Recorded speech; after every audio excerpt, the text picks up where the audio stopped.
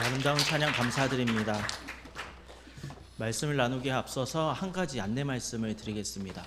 이번 주 금요일부터 토요일까지 1박 2일 동안 우리 중고등부 겨울 수련회가 있습니다.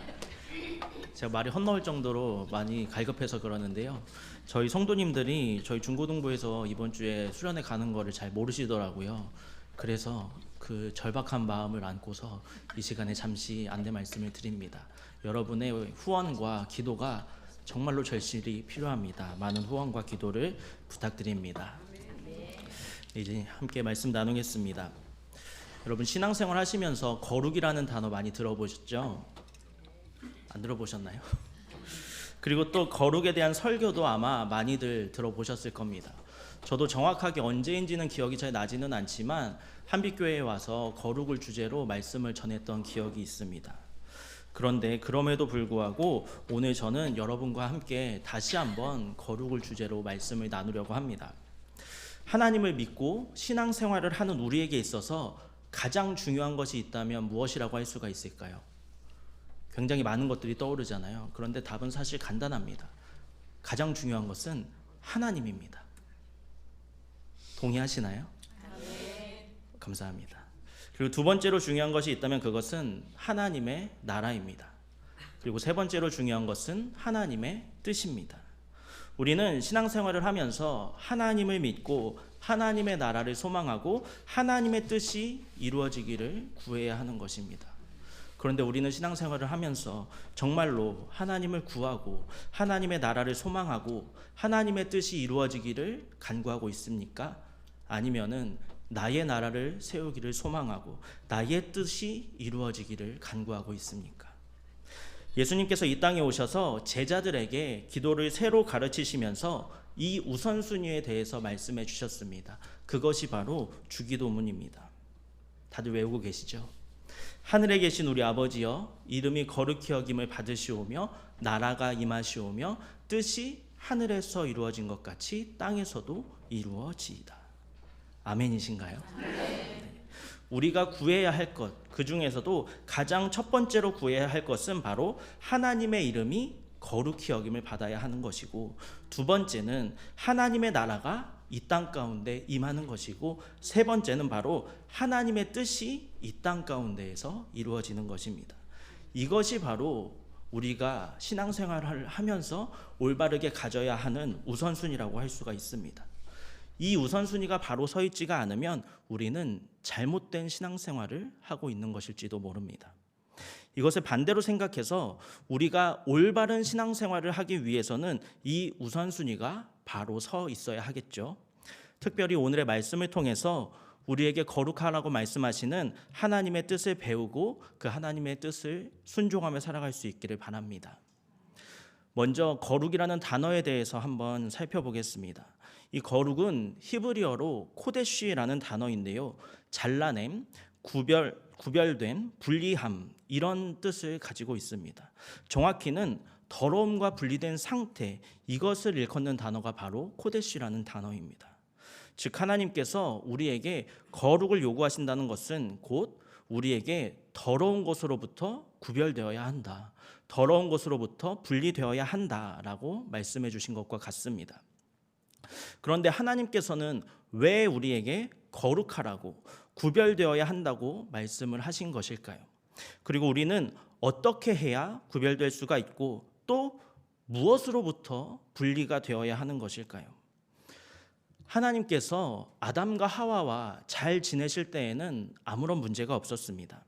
하지만 인간들에게 죄가 들어오고 모든 인류에게 그 죄가 확산되면서 하나님과 인간 사이에 교제와 소통이 끊어지게 되었습니다. 이것을 다시 회복시키는 것이 바로 구원입니다. 그래서 구원받은 하나님의 백성들은 하나님과의 교제와 소통이 회복되고 다시 시작됩니다. 즉 구별된 삶, 거룩한 삶이란 하나님을 알고 하나님과 소통하는 사람이 하나님을 알지 못하고 하나님을 부인하고 하나님과 소통할 수 없는 사람과 구별된다라는 뜻입니다. 결국 하나님을 아는가 모르는가, 하나님의 뜻을 아는가 모르는가, 이것이 바로 거룩의 기준입니다. 그리고 우리가 하나님을 알고 하나님과의 교제와 소통이 회복되고 하나님과의 그 교제와 소통을 통하여서 하나님의 뜻을 알게 되는 것, 이것이 바로 세상과 구별되어서 거룩해질 수 있는 방법입니다. 그렇다면 우리가 어떻게 해야 하나님을 알 수가 있고, 또 어떻게 해야 하나님과 소통을 할 수가 있고, 또 무엇을 해야 하나님의 뜻을 알 수가 있겠습니까? 그저 예배만 드리면 우리가 거룩해질까요? 찬양하고 기도하기만 하면 그것이 거룩을 위한 모든 것을 한 것이라고 말할 수가 있을까요? 물론 우리에게는 예배도 중요하고 기도도 중요하고 찬양도 중요합니다. 하지만 그 모든 것보다도 더욱더 중요한 것, 가장 중요한 것이 있습니다. 그것은 바로 하나님의 임재입니다. 하나님께서 우리와 함께 하실 때, 하나님께서 우리에게 임재하실 때, 그때 비로소 우리는 하나님을 알게 되고 하나님과 소통하게 되고 하나님의 뜻을 알 수 있다는 그 사실을 믿으시기 바랍니다. 이스라엘 백성들의 출애굽 과정을 한번 생각해 보겠습니다. 애굽에서 노예 생활을 하던 이스라엘 백성들이 하나님의 인도하심을 통해서 애굽을 나와서 이제 약속의 땅인 가나안으로 나아가고 있습니다. 그런데 이 여정이 너무나도 힘들다 보니까 그냥 계속해서 애굽에서 살 걸 그랬다 후회하기도 하고, 하나님의 약속을 의심하기도 하고 하나님을 원망하기도 했습니다. 그러다가 결국에는 우상을 만들어서 숭배하는 그런 하나님 앞에서 범죄까지 저지르고야 말았습니다. 이러한 이스라엘 백성들의 모습을 보시면서 하나님께서 뭐라고 말씀하셨는지 출애굽기 33장 1절부터 3절에는 이렇게 기록이 되어 있습니다. 여호와께서 모세에게 이르시되 너는 내가 애굽 땅에서 인도하여 낸 백성과 함께 여기를 떠나서 내가 아브라함과 이삭과 야곱에게 맹세하여 내 자손에게 주기로 한 그 땅으로 올라가라. 내가 사자를 너보다 앞서 보내어 가나안 사람과 아모리 사람과 헷 사람과 브리스 사람과 히윗 사람과 여부스 사람을 쫓아내고 너희를 젖과 꿀이 흐르는 땅에 이르게 하려니와 나는 너희와 함께 올라가지 아니하리니 너희는 목이 곧은 백성인즉 내가 길에서 너희를 진멸할까 염려함이니라 하시니. 하나님께서 모세에게 뭐라고 말씀을 하십니까? 내가 아브라함과 이삭과 야곱과 한 약속이 있으니까 너희를 가나안 땅으로 인도는 해주겠다. 그곳으로 너희를 들어가게는 해주겠다. 하지만 나는 너희와 함께 가지 아니하겠다. 하나님께서 이렇게 말씀하셨습니다. 그랬더니 모세가 하나님께 이렇게 말씀드립니다. 출애굽기 33장 15절과 16절 말씀입니다.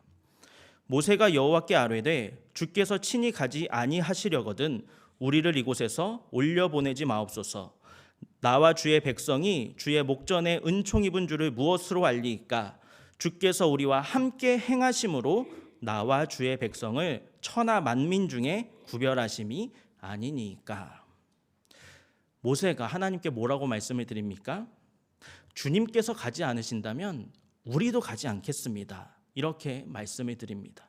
그리고 이어서 하는 말이 중요합니다.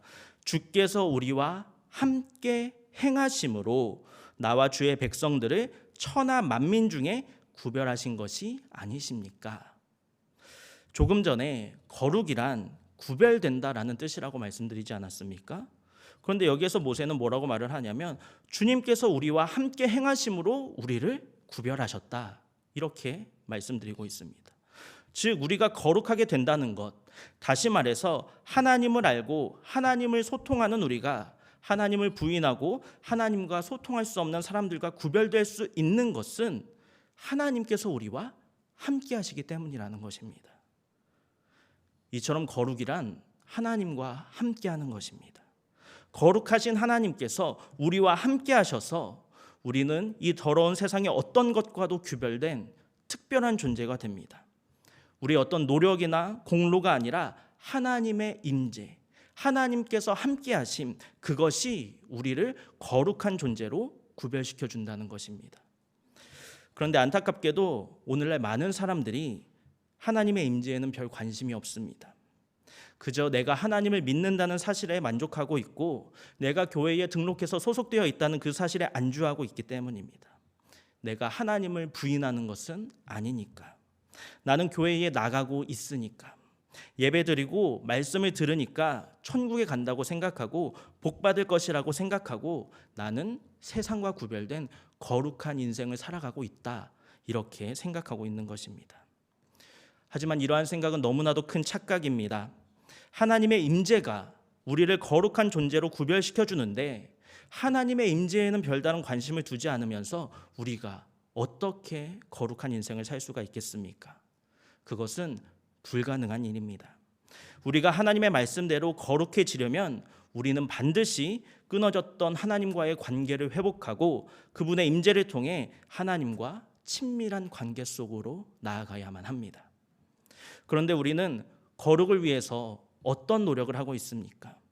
우리가 거룩하기 위해서는 하나님께서 우리와 함께 하셔야 하는데, 하나님께서 우리에게 임재해 주셔야 하는데, 우리는 하나님의 임재를 위해서 무엇을 하고 있습니까? 우리는 거룩을 위해서 죄와 싸워야 한다는 사실을 믿으시기 바랍니다. 이스라엘 백성들의 광야에서의 훈련을 마치고 가나안 땅으로 진입하는 그 길목에 다다랐을 때 이스라엘 백성들을 기다리고 있었던 것은 바로 여리고 성이었습니다. 그런데 여러분, 당시에 이 여리고가 어떤 곳인지 아십니까? 당시의 여리고는 가나안의 중심부로 들어가는 교통의 중심지였고 당연히 전략적 요충지였습니다. 그래서 이 가나안에 사는 사람들은 이 여리고를 지키기 위해서 아주 높은 성벽을 쌓았습니다.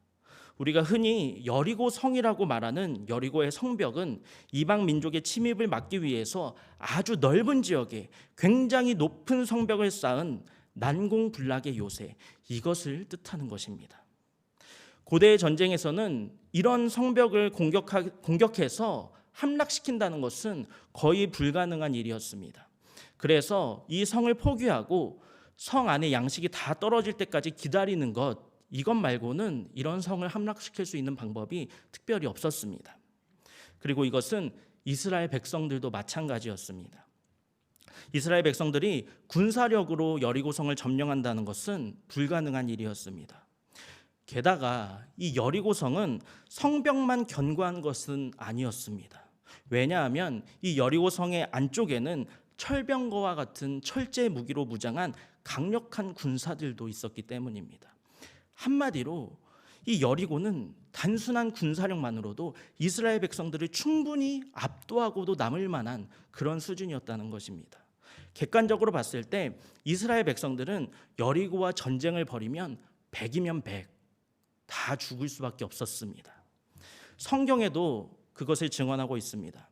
출애굽 초기에 모세가 가나안 땅을 정탐하기 위해서 보낸 12사람이 와서 보고한 것을 보면은 여호수아와 갈렙을 제외한 10명의 사람들은 하나같이 그들은 거인이고 그들과 비교해서 우리를 보면 메뚜기와 같습니다, 이렇게 보고하고 있습니다.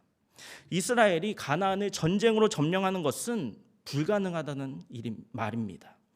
딱 보기만 해도 그들과 우리는 상대가 되지 않습니다. 정탐꾼들은 이렇게 보고를 한 것입니다. 게다가 성경의 어디에도 출애굽 당시 이스라엘 백성들이 군사 훈련을 했다는 기록은 찾아볼 수가 없습니다. 이처럼 이스라엘 백성들은 애굽에서도 광야에서도 군사 훈련을 하거나 무기를 만들어 본 적이 없는 민족입니다. 싸워 본 적도 없는 민족입니다. 그들은 그저 노예 생활을 하고 하나님의 인도하심에 따라서 광야를 전전하며 떠돌아다녔을 뿐이었습니다. 이런 이스라엘 백성들이 가나안의 그 용사들과 싸워서 이긴다는 것은 말이 안 되는 이야기였습니다. 하지만 우리가 너무나도 다 잘 알고 있듯이 하나님께서는 이스라엘 백성들과 함께 하심으로 거인들과 강력한 철제 무기로 무장하고 있는 난공불락의 요새인 여리고성을 무너뜨리셨습니다. 하나님께서 함께 하심, 하나님의 임재, 즉 거룩이 능력이 되어서 여리고성을 무너뜨리고 함락시킬 수가 있었던 것입니다. 그리고 이어서 여호수아는 정탐꾼을 아이성으로 보냅니다.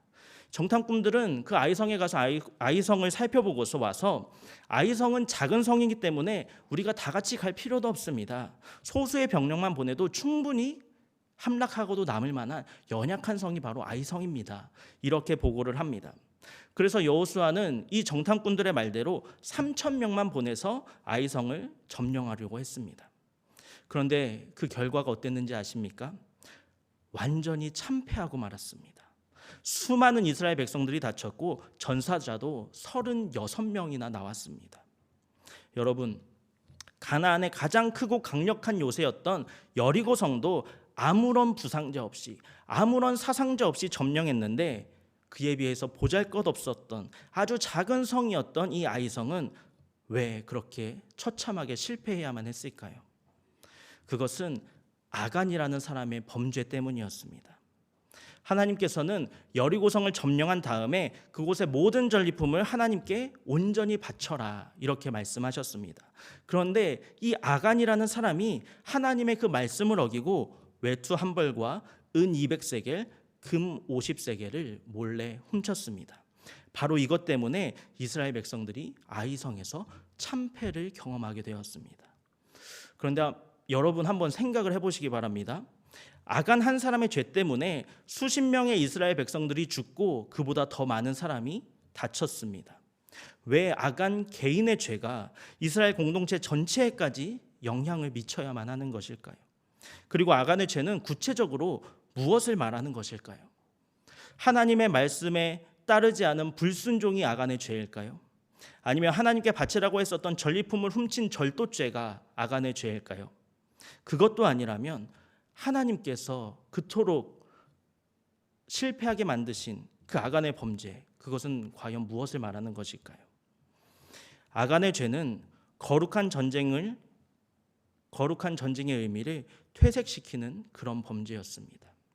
하나님께서는 아간의 그 작은 좀도둑질을 굉장히 큰 범죄로 여기셨는데, 그 이유는 아간의 그 작은 범죄 하나가 하나님의 거룩을 훼손시켰기 때문입니다.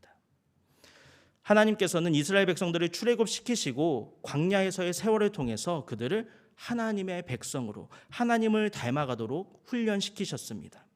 그리고 이제 때가 되어서 그들을 가나안 땅으로 들어가게 하셔서 그곳 가나안의 마귀와 우상의 문화를 무너뜨리고 하나님의 법이 통치하고 하나님의 백성들이 살아가는 거룩한 하나님의 나라를 그곳에 세우고자 하셨습니다. 그런데 그 아간의 범죄는 하나님의 법과 하나님의 나라와 이 모든 것을 세우기 위한 이 거룩한 전쟁의 의미를 훼손시키는, 퇴색시키는 범죄였던 것입니다. 즉, 아간의 범죄는 하나님의 거룩한 법을 이전에 인간이 세운 법과 차이가 없게 만드는 범죄였습니다. 하나님의 거룩한 나라를 인간이 세운 나라와 동일선상에 놓이게 하는 범죄였습니다. 그리고 하나님의 거룩한 전쟁을 인간들이 벌여왔던 참혹한 전쟁으로 전락시키는 그런 범죄였습니다. 하나님은 우리에게 거룩하라고 하셨습니다. 애굽에서의 노예 생활도 광야에서의 40년도 모두 다 이스라엘 백성들이 하나님을 닮아가는 과정이었고 주님의 거룩함을 배우는 여정이었습니다. 이처럼 주님의 백성은 주님의 거룩함을 알고 주님의 거룩함을 배우고 주님의 거룩함을 지키는 사람입니다. 그런데 죄는 이 거룩함을 훼손시킵니다. 죄는 하나님의 거룩함을 훼손시켜서 하나님의 형상을 잃어버리게 만들고 하나님의 대척점에 서게 만듭니다. 그래서 하나님이 죄를 싫어하시고 죄를 용납하지 않으시는 것입니다. 우리는 종종 이 정도는 괜찮겠지, 이 정도는 죄도 아니야, 이 정도는 하나님도 이해해 주실 거야, 이렇게 생각하는 경우가 있습니다. 하지만 죄는 그 아무리 작은 것이라도 용납해서는 안 되는 것입니다. 우리의 삶에 죄가 용납되는 순간 우리는 하나님께 용납되지 않습니다. 하지만 우리가 우리의 삶에 죄를 용납하지 않을 때 그때 우리는 비로소 주님께 용납된다는 사실을 믿으시기 바랍니다. 그래서 우리가 죄와 싸워야 하는 것입니다. 하나님께서는 하나님의 백성인 우리에게 거룩을 명령하셨는데 죄는 거룩을 훼손시켜서 그것을 불가능하게 만듭니다. 이처럼 죄는 우리가 하나님의 사람이 될 수 없게 만들고 죄의 종노릇하며 살아가게 만듭니다. 그래서 우리가 하나님의 사람으로 살아가기를 원한다면 반드시 죄와 싸워야 하는 것입니다. 구약의 사사기를 보면 삼손의 이야기가 기록되어 있습니다. 삼손은 나실인이었습니다. 여기서 나실인이란 일정 기간 동안 자기를 거룩하게 구별해서 하나님께 특별히 드리기로 약속한 그런 사람을 의미합니다. 그런데 이 삼손은 다른 나실인들과는 달랐습니다.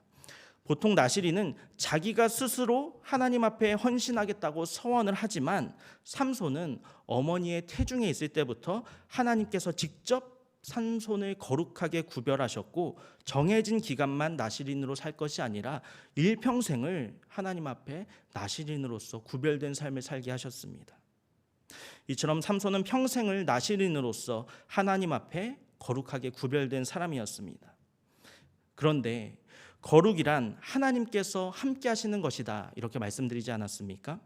즉 삼손이 나실인으로서 하나님 앞에 거룩하게 구별되었다는 것은 곧 삼손이 하나님께서 함께 하시는 사람이었다라는 것이죠. 그런데 나실인으로 산다는 것은 결코 쉬운 일이 아니었습니다. 왜냐하면 나실인에게는 지켜야만 하는 규례가 있었기 때문입니다. 나실인은 포도주와 독주를 금해야 했고 머리도 깎을 수가 없었고 시체도 만져서는 안 됐습니다. 이러한 규례를 지키는 것, 다시 말해서 죄를 짓지 않는 것이 곧 나실인으로서 거룩을 지키는 일이었습니다. 삼손도 마찬가지였습니다. 삼손에게도 나실인으로서 규례를 지키면서 죄를 짓지 않고 거룩을 지킨다는 것은 다시 말하면 하나님께서 주신 능력을 지키는 일이었습니다. 하지만 삼손은 그렇게 하지 못했습니다. 사실 그렇게 하지 못했던 것이 아니라 그렇게 하지 않았습니다. 삼손은 나실인의 규례를 다 깨뜨리고 살았습니다. 포도원으로 들어가기도 했고 길을 막아선 사자를 찢어서 죽이기도 했고 나귀의 턱뼈로 블레셋 사람을 죽이기도 했습니다. 나실인으로서 포도주와 독주를 멀리하고 죽은 자의 몸에는 손을 대어서는 안 되는 삼손이었지만 그에게 술과 시체를 가까이 하는 것은 대수롭지 않은 일이었습니다. 이처럼 삼손은 들릴라를 만나기 이전부터 나실인으로서의 거룩함을 지키지 않았습니다. 즉 죄와 싸우지 않았다는 것입니다. 그래서 들릴라의 유혹에 빠지고 말았습니다. 삼손이 나실인으로서 평소에도 죄와 싸우고 거룩함을 지키는 사람이었다면 분명 들릴라의 유혹에도 빠져들지 않았을 것입니다. 하지만 평소에 죄와 싸우지 않았으니까, 평소에 거룩을 지키지 않았으니까 자신의 능력이 하나님으로부터 온다는 그 생각까지도 망각해버리고 만 것입니다. 포도주를 먹어도 내가 계속해서 힘을 사용할 수가 있으니까, 시체를 만져도 이 특별한 능력이 사라지지를 않으니까 이 능력이 하나님의 능력이 아니라 나의 능력이라고 착각한 것입니다. 그래서 삼손은 들릴라에게 자신의 힘의 비밀을 이야기해 주었습니다. 이 힘의 비밀이 새어나가서 머리카락이 잘리는 일이 있더라도 자신의 힘은 사라지지 않을 것이라고 생각했던 것입니다. 그런데 정말로 삼손이 계속해서 힘을 사용할 수가 있었습니까? 아닙니다. 머리카락이 잘린 삼손은 더 이상 이전처럼 큰 힘을 발휘할 수가 없었습니다. 그런데 그 이유가 무엇입니까? 단순히 머리카락이 잘렸기 때문입니까? 사사기 16장 20절에는 이렇게 기록되어 있습니다. 들릴라가 이르되 삼손이여 블레셋 사람이 당신에게 들이닥쳤느니라 하니 삼손이 잠을 깨며 이르기를 내가 전과 같이 나가서 몸을 떨치리라 하였으나 여호와께서 이미 자기를 떠나신 줄을 깨닫지 못하였더라. 삼손이 더 이상 이전처럼 힘을 쓸 수가 없었던 이유는 하나님께서 이미 삼손을 떠나셨기 때문입니다. 나실인으로서 거룩을 지키지 못했던 그 삼손의 곁을 하나님께서 떠나셨고 하나님의 임재가 없는 삼손은 더 이상 거룩한 존재도 아니었고 하나님의 능력을 사용할 수도 없는 평범한 사람으로 전락해버리고 만 것입니다. 이를 통해서 우리가 알 수 있는 것이 무엇입니까? 바로 거룩이 우리의 능력이라는 사실입니다. 그래서 우리는 이 거룩을 지켜야만 합니다. 하나님의 백성으로서 우리의 삶은 결국 거룩을 지키는 삶인 것입니다. 삼손은 끝까지 거룩을 지키지 못했습니다. 하나님의 규례를 잊었고 죄와 싸우지 않아서 유혹에 빠져버렸고 결국 하나님께서 삼손을 떠나시면서 삼손은 거룩을 잃어버리고 말았습니다. 그래서 하나님의 임재로부터 오는 하나님의 능력도 잃어버리게 된 것입니다. 사랑하는 성도 여러분, 거룩이 우리의 능력이라는 사실을 믿으시기 바랍니다. 하나님은 능력이 없어서 우리의 삶에 일하지 못하시는 것이 아니라 우리의 삶에 거룩이 없어서 일하지 못하시는 것입니다. 그래서 우리의 삶에 하나님께서 개입하기를 원하신다면, 우리의 삶에서 하나님께서 역사하기를 원하신다면 우리는 거룩을 지켜야만 하는 것입니다. 그래서 우리는 죄와 싸워야만 합니다. 우리가 거룩하려면 우리의 삶에 거룩함을 훼손시키는 그 죄를 용납해서는 안 되기 때문입니다. 그런데 여러분, 거룩을 훼손시키는 죄는 거창한 것이 아닙니다. 아간의 작은 좀도둑질이 하나님의 거룩함을 훼손시킬 수 있었던 것처럼 우리의 작은 죄 하나가 하나님의 거룩함을 훼손시킬 수도 있다는 그 사실을 우리는 잊지 말아야 합니다. 교회에서 봉사하면 예배드리지 않아도 된다는 그런 작은 생각 하나, 여러 가지 바쁜 일들 때문에 뒷전으로 밀려버린 예배, 반복되는 작은 죄를 대수롭지 않게 생각하는 우리의 마음가짐, 이러한 작은 죄악들 하나하나가 우리의 거룩을 훼손시킵니다. 우리는 그런 작은 생각들, 작은 마음가짐들 하나하나와 싸워서 거룩함을 지키도록 노력해야만 합니다. 이스라엘 백성들도 그렇게 죄와 싸우는 법을 배웠고 거룩한 하나님의 사람이 되기 위해서 400년 동안 노예 생활을 해야만 했습니다. 그렇게 힘든 과정을 겪고 나서야 조금이나마 하나님의 거룩을 배울 수가 있었습니다. 그런데 광야로 나가서 어려움을 마주하니까 어떻게 되었습니까? 그동안 배운 거룩함이 다 무너지고 말았습니다. 그렇게 힘들게, 그렇게 오랜 시간 동안 거룩을 연습하고 거룩을 배웠어도 쉽게 무너지는 것이 우리의 현실입니다. 그런데 너무나 당연하게, 너무나 자연스럽게 죄를 짓고 거룩을 훼손시키면서 어떻게 우리가 거룩해질 수가 있겠습니까? 어떻게 우리가 하나님의 거룩을 지킬 수가 있을까요? 지킬 수 없습니다. 우리는 교회 문 밖으로 나가자마자 죄와 싸워보지도 못한 채 거룩을 잃어버리고 말 것입니다. 그래서 우리는 우리의 삶을 하나님으로 채워야 합니다. 거룩은 하나님의 임재이고 하나님께서 함께 하시는 것이기에 우리는 예배로, 기도로, 말씀으로 계속해서 하나님의 임재를, 하나님의 거룩함을 우리의 삶에 채워야만 합니다. 계속해서 하나님을 바라보고 어려움을 만났을 때 하나님을 의지하고 기쁜 일이 있을 때는 하나님께 감사하면서 언제나 어디서나 어떤 상황 속에서도 하나님과 함께 해야만 합니다. 그렇게 우리의 삶에 하나님의 임재가 가득하게 되면 하나님의 거룩하심과 하나님의 선하심이 우리의 심령에 충만해져서 죄가 점점점 싫어지게 됩니다. 하나님의 거룩함 없이 우리의 힘만으로 죄와 싸우려고 하면 절대로 이길 수가 없지만 하나님의 거룩함으로 죄가 미워지기 시작한다면 우리는 굳이 죄와 싸우려고 애쓰지 않아도 자연스럽게 죄와 멀어지는 거룩한 삶을 살아가게 되는 것입니다. 바라기는 우리 삶의 모든 부분을 하나님과 공유하고 하나님과 함께하고 하나님의 선하심과 하나님의 거룩하심을 우리의 삶에 가득가득 채우시는 저와 여러분이 되시기를 바랍니다. 그렇게 우리가 하나님을 찾고 하나님의 거룩을 훈련한다면 하나님께서는 반드시 우리의 삶에 개입하시고 우리의 삶 속에서 역사하실 줄로 믿습니다. 거룩을 배우고 거룩을 훈련하고 죄와 싸움으로 거룩을 지키시는 저와 여러분이 되시기를 예수님의 이름으로 축복합니다. 함께 기도하겠습니다. 거룩하신 하나님, 하나님께서는 우리에게 거룩을 명하셨지만 우리는 그 거룩을 지키지 못했음을 고백합니다. 하나님의 기준과 하나님의 가치관으로 판단해야 하지만 우리의 생각과 우리의 기준으로 죄의 크고 작음을 판단했고 이 정도는 괜찮다며 우리 삶의 죄를 용납했음을 고백하오니 주여 용서하여 주시옵소서. 이제는 하나님의 거룩을 훼손하는 그 죄악들은 무엇이든지 거부하고 그 죄와 싸울 수 있도록 우리에게 믿음을 더하여 주시고 우리의 삶의 죄가 아니라 하나님의 임재와 거룩을 채울 수 있도록 우리에게 은혜를 베풀어 주시옵소서. 거룩한 하나님의 백성 되기를 원합니다. 하나님께서 기뻐하시는 거룩한 하나님의 사람이 되기를 원합니다. 세상의 헛된 성공의 우상, 재물의 우상, 인정과 명예의 우상 등 모든 우상은 다 내려놓고 오직 주님 한 분만 바라보고 오직 주님 한 분만을 찾으며 주님 한 분만으로 만족하고 감사할 수 있는 우리 모두가 되게 하여 주시옵소서. 예수님의 이름으로 기도합니다. 아멘.